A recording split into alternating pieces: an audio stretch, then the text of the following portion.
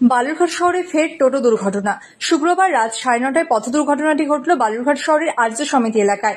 দুটি টোটো রেষারেষিতে ধাক্কা লাগে তাদের মধ্যে। এরপরই একটি টোটো নিয়ন্ত্রণ হারিয়ে রাস্তার পাশে থাকা খাবারের দোকানে ঢুকে যায়। ঘটনায় ওই খাবারের দোকানের সব নিচে পড়ে যায়। অল্পের জন্য রক্ষা পায় দোকানের দুজন। এদিকে একটি টোটোতে যাত্রী ছিল বলে জানা গিয়েছে। বেপরোয়া টোটো চলাচলের কারণে বালুরঘাট শহরে বাড়ছে পথ দুর্ঘটনা।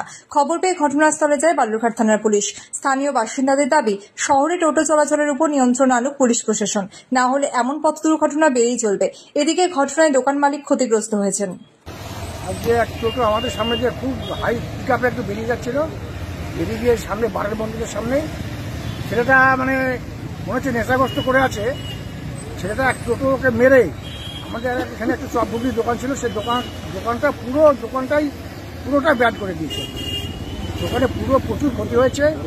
বাবা ছেলে ছিল, ওরা দৌড়িয়ে পালিয়ে জীবন।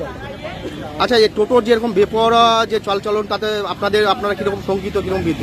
আমরা খুবই আতঙ্কিতভাবে রাস্তায় চলি। প্রশাসন এই টোটোর ব্যাপারে একটু হস্তক্ষেপ করা উচিত, কারণ টোটোকে আমরা স্বেচ্ছায় আগে রাখতে ছেড়ে দিই, কারণ আমাদের জীবন রক্ষা করা উচিত।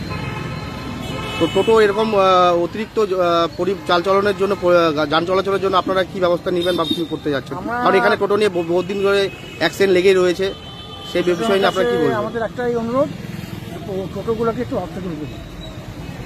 আপনার নাম? আমার নাম বিরাজ শাহ। ধন্যবাদ।